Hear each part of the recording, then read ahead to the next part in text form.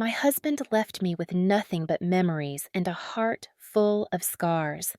For 50 years, I stood by his side through sickness, war, and poverty. We built a life, raised a son, carried each other through storms. And when he died, I thought the love we shared would live on in our child. But one night, my son looked me in the eye and said, "Forget Dad's fortune. You're getting nothing."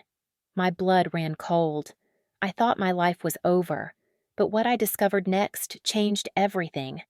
The days after my husband's funeral were the loneliest of my life. The house felt like a tomb. Every creak of the wooden floorboards, every flicker of the old lamp, reminded me of him. I clutched his jacket at night, burying my face in the faint smell of his cologne. My son, Daniel, promised to take care of me. He stood at the graveside, his arm around my shoulders, whispering, "Don't worry, Mom. You'll never be alone." I believed him. He was all I had left. Daniel had been a bright boy. As a child, he followed his father everywhere, mimicking his walk, asking endless questions. When he graduated college, his father cried, though he tried to hide it. We were proud. So proud. But pride can be dangerous. It blinds you. It makes you overlook the shadows creeping in. Daniel married young. His wife, Clara, was beautiful, polished, and sharp-tongued in ways she tried to disguise as wit. From the very beginning, something about her unsettled me. She had a smile that never touched her eyes, and when she hugged me, her arms were stiff, like she was holding back disgust. Still, I told myself to be grateful. My son loved her. That was enough. After my husband died, Daniel and Clara began visiting regularly. Every Sunday afternoon, they'd show up with pastries from the expensive bakery downtown. Clara always brought the receipts up, how much this cost, how rare that was, as though her worth could be measured in dollars. At first, I thought it was kindness. They wanted me to feel included, to keep me from sinking into grief. But then I started to notice the cracks. Clara's eyes lingered on the crystal vases, the paintings, the grandfather clock. She would touch the frames of photographs like she was calculating their value, not cherishing the memories. And Daniel? My sweet boy. He began to interrupt me when I spoke, his tone sharper than it used to be. "Mom, don't repeat yourself. Mom, we already know that story. Mom, you don't understand how things work these days." Each time it cut me a little deeper, but I swallowed the pain. I didn't want to lose him. One evening, Daniel came without Clara. His face was pale, jaw tight. He didn't sit down, didn't smile. He stood in the hallway like a stranger. "Mom," he said, voice flat, "we need to talk." Those words froze me. We went to the living room. I poured him tea, hoping warmth might soften him, but he didn't touch it. He stared at the rug, tapping his foot. Finally, he said, "Clara and I think it's time you moved into a retirement home." I nearly dropped the cup. "A home? Daniel, this is my house, the one your father built. Why would you—" He cut me off. "It's too much for you. Bills, repairs. It's not practical anymore." I searched his face for softness, for love, but his eyes were cold, detached. "Not practical?" My voice trembled. "Daniel, every corner of this house holds your father's memory. The roses in the garden, he planted them for me. The fireplace, he carved it himself. How can you say—" "Mom, stop!" he snapped. "You're making this harder than it needs to be. We've already looked at places, nice ones, with nurses, activities. It's for your own good." "For my own good." I nodded weakly, pretending to understand, but inside, something shattered. That night, I walked through every room of the house, touching the walls. The photos, the furniture.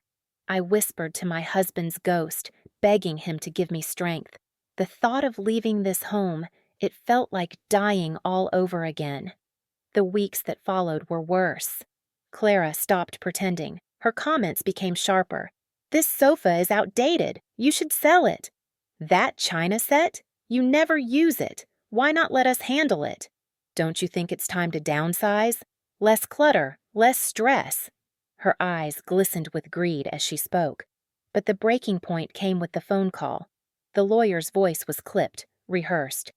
"Mrs. Harrington, I wanted to inform you. Your son has filed to contest your husband's will." My chest tightened.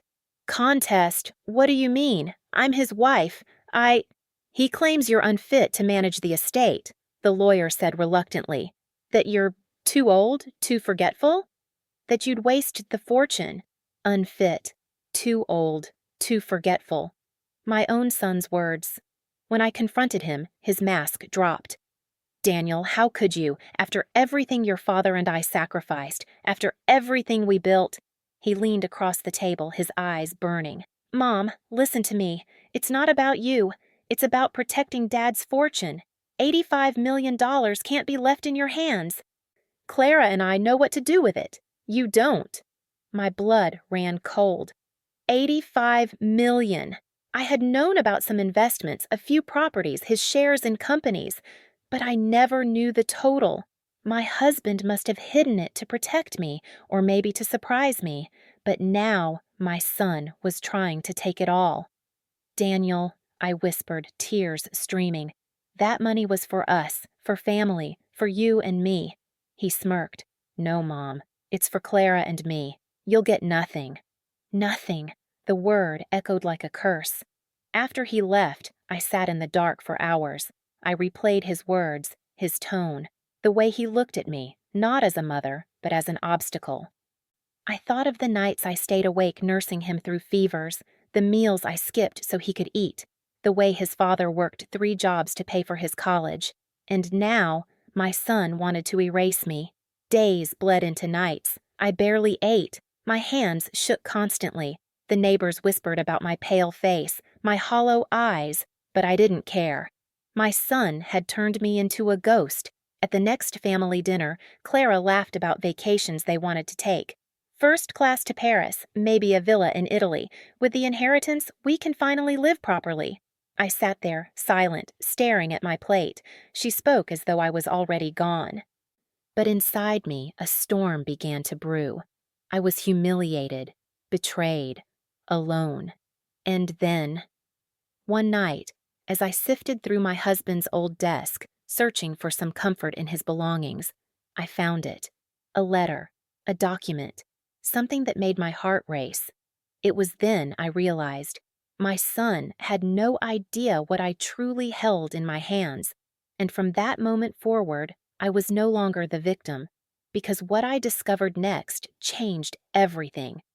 When I found that letter in my husband's desk, my hands trembled so violently I almost tore it apart. My vision blurred from the tears welling in my eyes, but I forced myself to read every word. It was his will. Not the version the lawyer had read to me after the funeral, but another one, older, handwritten, with his signature pressed deep into the paper. In it, my husband left everything to me. The stocks, the real estate, the accounts, all of it in my name. And in the margins, in his familiar handwriting, were 5 words that shattered and mended my heart all at once. "For my darling, my anchor." I clutched it to my chest, whispering through sobs, "Oh, you stubborn old man! You tried to protect me, didn't you?" But then I froze. If Daniel discovered this, he would fight harder. He would drag me through court, smear my name, call me incompetent in front of strangers. He would tear me apart to take what his father wanted me to have. And soon, that's exactly what he did. The first court summons arrived in a thin white envelope. I sat at the kitchen table staring at the bold black letters, my stomach twisting. Daniel's lawyer had filed a motion declaring me mentally unfit to manage the estate. Unfit. That word again. I read the accusations, that I was forgetful, unstable, incapable of handling money, that I was hoarding antiques and valuables like a child with toys, that I could no longer distinguish between sentiment and reality. It felt like knives stabbing into my chest. That night, I called Daniel, desperate to believe this was all some misunderstanding. "Daniel," I whispered when he answered, "why are you doing this? Why are you dragging me into court? I'm your mother." There was silence. Then his voice, colder than ice. Because you don't know what you're doing, Mom. Clara and I do. It's better this way, for everyone. Better? I gasped. You're trying to steal from me, from your own mother. He sighed heavily. Don't make this harder than it needs to be. Just sign over the estate and you won't have to deal with lawyers. It'll be easier for you. Easier for me.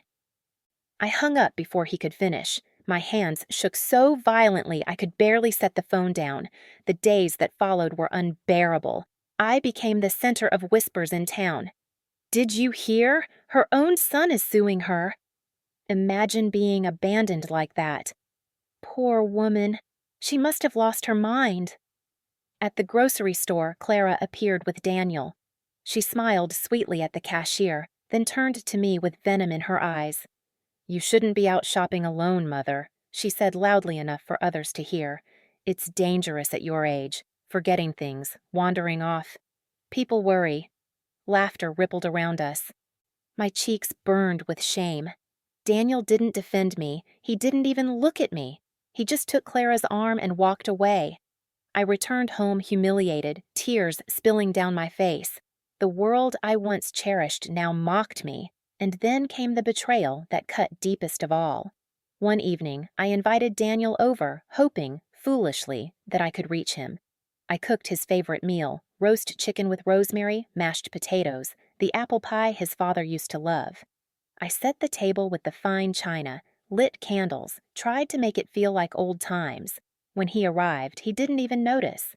He sat down, scrolling through his phone. His shoulders slouched with disinterest. Daniel, I said softly, do you remember when you were little and you and your father built that treehouse in the garden? You said it was your castle. He didn't look up. Mom, I don't have time for this. My chest tightened. Please, just listen. Your father loved you more than anything. He worked himself to the bone to give you this life. Don't throw it all away by turning against me. We're family. That's when he looked up, his eyes sharp as glass. Family? He sneered. Family doesn't hoard $85 million while their children struggle to build a future. Clara and I deserve that money. You don't. You're old, Mom. You don't need it. Tears blurred my vision. Deserve? Daniel, your father left it to me. It was his wish. It's not just money. It's his life's work. It's our legacy. He slammed his fist on the table, rattling the china. No, Mom. It's mine. And if you won't hand it over, I'll make sure the court takes it from you. I flinched at the violence in his voice. The boy I had raised, the boy I had loved more than life itself, was gone. That night, after he stormed out, I collapsed on the floor, sobbing until dawn. I felt broken, useless, empty. But the cruelty wasn't over. Soon, Clara began showing up unannounced. She strutted through the house like it already belonged to her, opening drawers, inspecting furniture, commenting on the decor. This clock could sell for a fortune, she said once, tapping her manicured nail against the old grandfather clock. Shame you don't know how to maintain it properly. Another time, she pulled out my wedding dress from the cedar chest. Outdated, she muttered. Yellowed lace. Might fetch a few hundred at best. I snatched it from her hands, clutching it to my chest. That was my wedding dress, Clara. How dare you? She smirked. Relax. Soon you won't have to worry about these things. I wanted to throw her out, to scream, but fear held me back. Fear of losing Daniel forever. The humiliation escalated at a family gathering. Relatives gathered around the dining table, laughter filling the room, until Clara raised her glass. To new beginnings, she declared. Daniel and I are working on expanding our portfolio once the inheritance comes through. Imagine what we can achieve with $85 million. Gasps filled the room. All eyes turned to me. My hands shook as I set down my fork. That money isn't yours, I said quietly. It belongs to me. Clara laughed. Oh dear. You really believe that, don't you? Everyone knows you can't handle it. Daniel's just protecting you from yourself. Laughter rippled again, cruel and sharp. My face burned with shame. Even my own relatives whispered behind their hands, questioning my sanity. I excused myself, retreating to the kitchen. I pressed my hands against the counter, trembling. I had never felt so humiliated. Later that night, as I scrubbed the dishes alone, I heard Clara's voice drifting from the living room. "She's pathetic," she whispered. "Can you imagine? Sitting on that fortune and not even knowing what to do with it? Once it's ours, we'll show them all." Daniel's low voice answered. "She won't last much longer. The stress is getting to her. Just a matter of time." A matter of time. They were waiting for me to break, to crumble, to vanish. And for a while, I nearly did. I stopped sleeping, stopped eating, stopped living. Every corner of the house felt haunted by betrayal. My son's laughter as a boy echoed in my mind, twisted now into a cruel reminder of what I'd lost. But even in the depths of despair, one thought kept me alive: my husband's will, the letter he left me, his faith in me. I couldn't let Daniel erase that. I wouldn't. And though I didn't know how yet, I promised myself one thing. If Daniel and Clara wanted a war, I would give them one. But quietly, patiently, because revenge, like roses, blooms best when nurtured in silence. The night I heard my son say, "Just a matter of time," was the night I truly broke. I sat in my bedroom with the lights off, clutching the letter my husband had left me. My hands shook so badly the paper rattled. His words blurred in front of my eyes, but I knew them by heart. "For my darling, my anchor." Darling, anchor. I had always been his strength. And now, when I needed strength most, he wasn't here. Tears slid down my cheeks as I whispered to the empty room. "What do I do, my love? How do I fight them?" For a long time, there was only silence. The ticking of the grandfather clock, the rustle of the curtains in the night breeze. And then, as if in answer, my eyes fell on the leather-bound notebook sitting on the corner of the desk. It was my husband's ledger. He had kept notes on every investment, every business deal, every secret tucked away in the folds of his empire.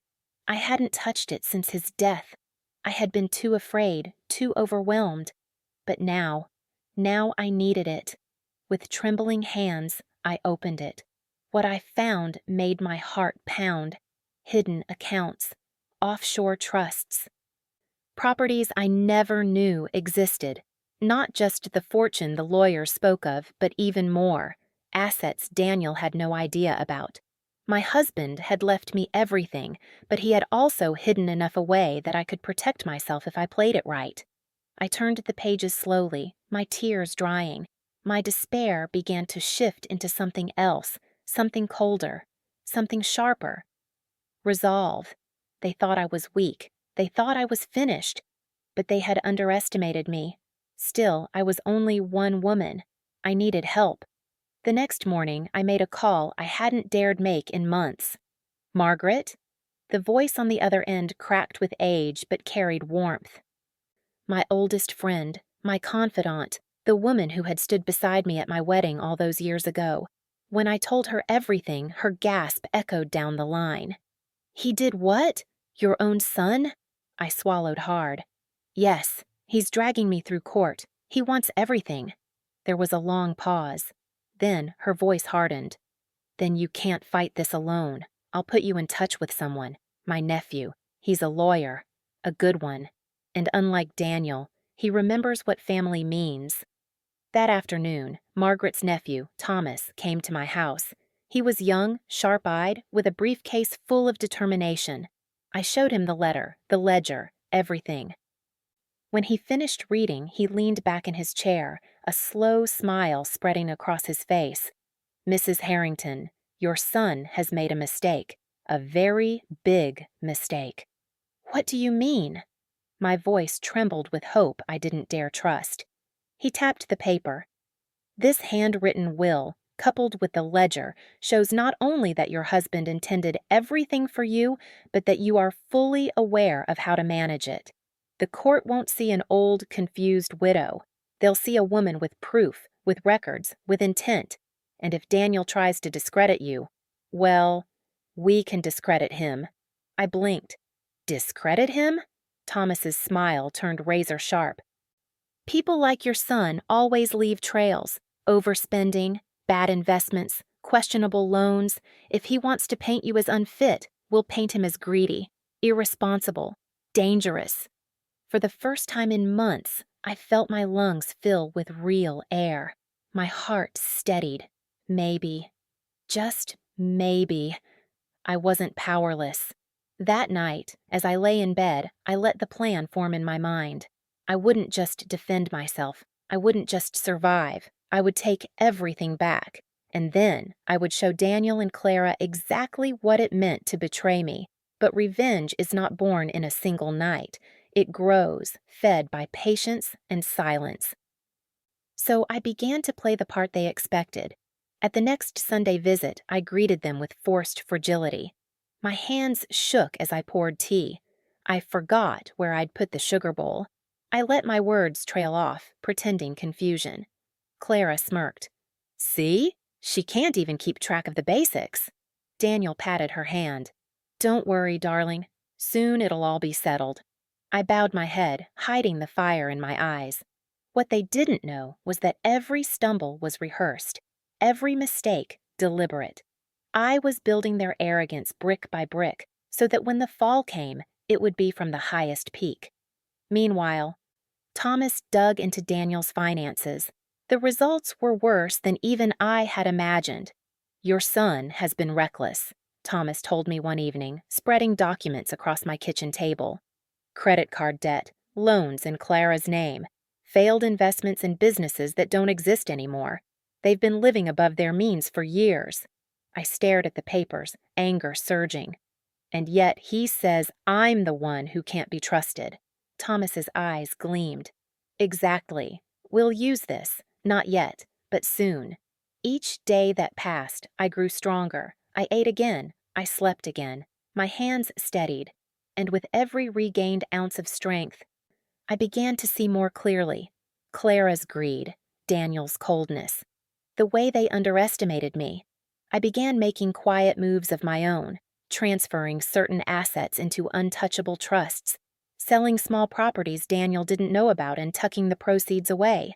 Every step was meticulous, careful. If they wanted war, I would give them war. But it would be on my terms. One night, as I closed the ledger, I whispered to my husband's photo on the mantel, "Don't worry, love. They won't win. Not while I still breathe." But even as I grew stronger, the humiliation didn't stop. Clara continued her visits, still pawing through my belongings. Daniel still spoke to me like a burden. And in public, whispers about my declining mind still followed me like shadows. It burned. Every laugh behind my back, every patronizing word. But I swallowed it all. Because revenge was coming. And the sweetest revenge is the one served when they least expect it. They wanted a spectacle. I gave them a slow, quiet avalanche. I had Thomas working the law. He filed motions. He countered their claims. He used my husband's ledger like a scalpel, cutting away at their lies. But the real work, the part that tasted like revenge, I did with my own 2 hands. First, I tightened the seams. I moved what I could into trusts, not the flashy kind, the hidden kind, the kind that requires mountains of paperwork and a patient heart. I set up irrevocable trusts for charities my husband had whispered about in his sleep. I placed properties under shell entities that meant nothing to Daniel. I sheltered money in ways that were legal, meticulous, and invisible to greedy eyes. Clara thought she had us cornered. She'd been confident, careless. She bragged in front of neighbors. She posted pictures of designer bags and vacations. She called me quaint. She called Thomas a young city lawyer who liked to talk. She laughed as she counted her imagined fortune. So I began to chip away at that fantasy. It started small. I contacted a private investigator, the one Margaret's nephew recommended. A decent man, discreet. He found what Thomas already suspected, a pattern of loans taken in Clara's name, shell companies that funneled money into extravagant lifestyles, and one particularly ugly thing, forged signatures on a condominium deed that implicated Daniel directly. Not just greedy behavior, potentially criminal misrepresentation. We did not shout this from rooftops. We gathered files. We made copies. We built a quiet, unbreakable chain of evidence. Every receipt, every transfer, every text message where Clara joked about how easy it would be to fix the paperwork. Then I played their favorite game, appearances. I began to host again. Sunday dinners returned, but not as they remembered.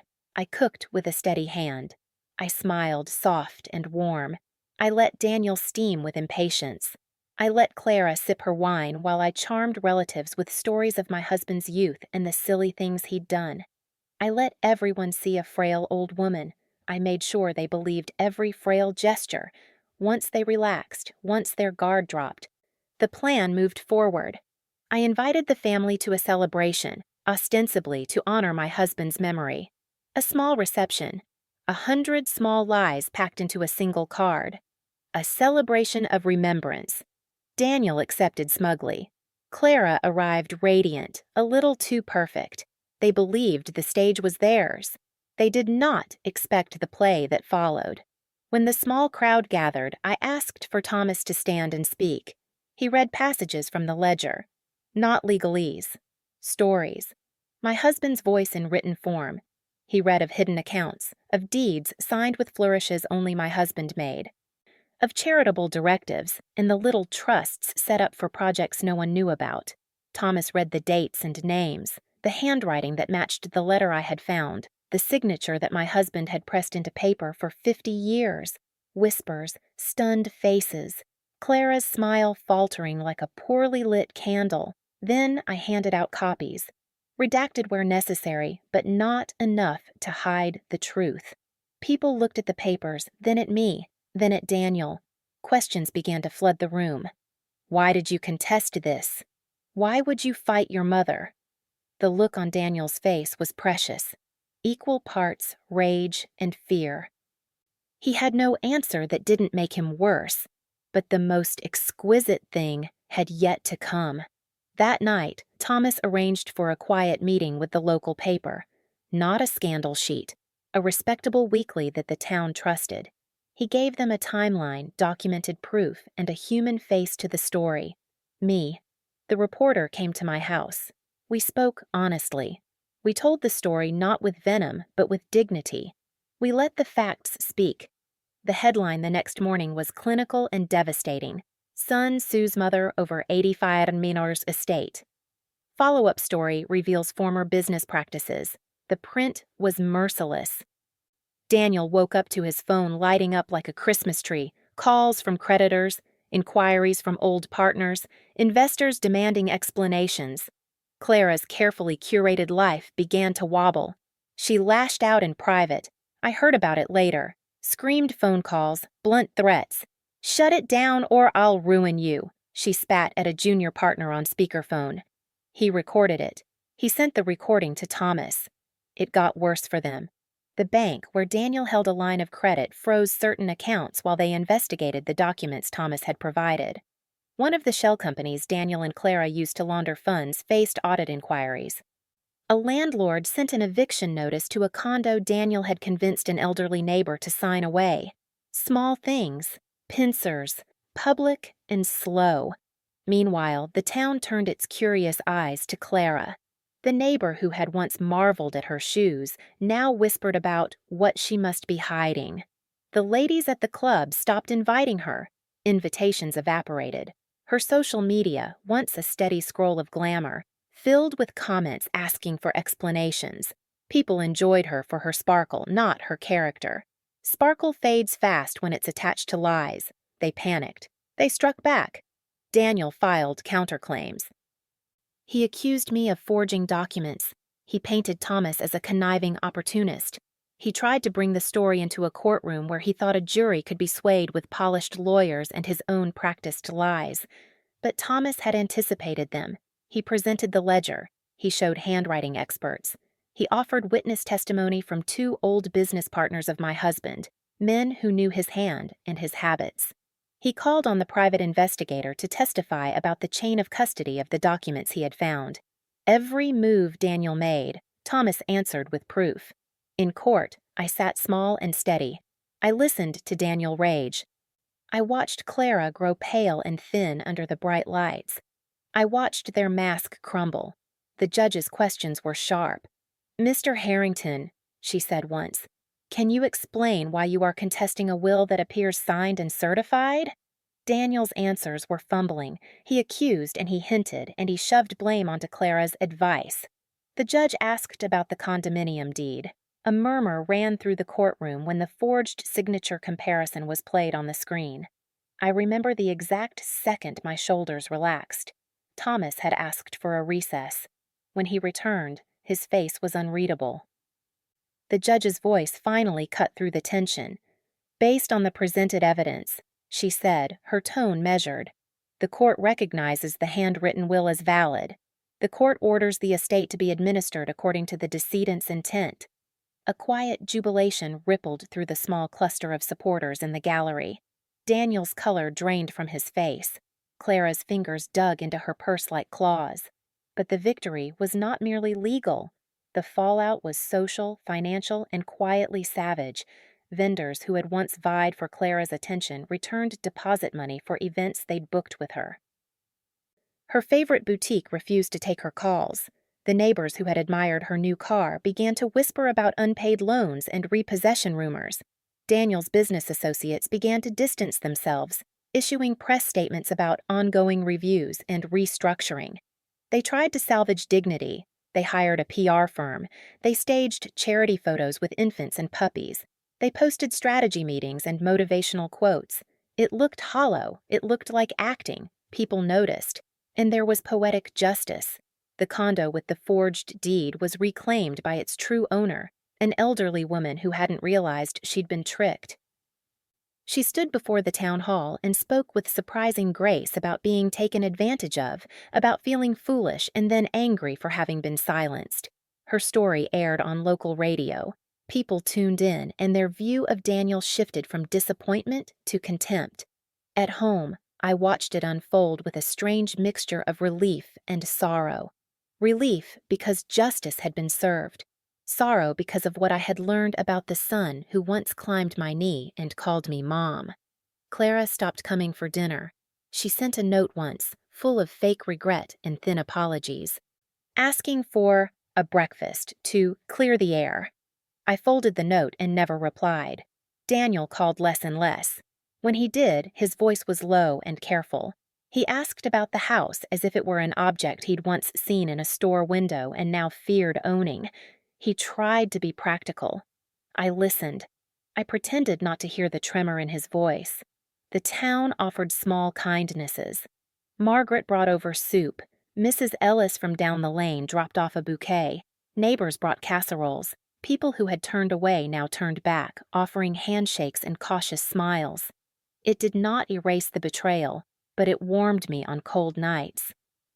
There was one last twist that felt almost biblical.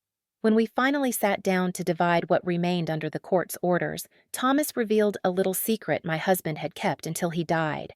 A donor-advised fund and a set of stipulations in the trust that would only release if certain conditions were met. Conditions my son could not meet.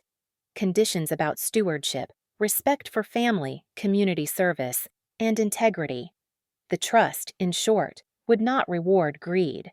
Those funds flowed into charitable causes my husband loved, the community center, scholarships for local children, repairs to the old church roof. They carried his name, and not a cent of them lined Daniel or Clara's pockets. They had imagined themselves heirs to a treasury. Instead, they inherited headlines and a hollow reputation. I stood in the doorway of my kitchen one evening, watching the sun fall through the glass. The house was mine again, not only by law, but by the slow, vindicated rhythm of life that returned to it. My roses bloomed. I brewed my morning tea in the porcelain my mother had given me.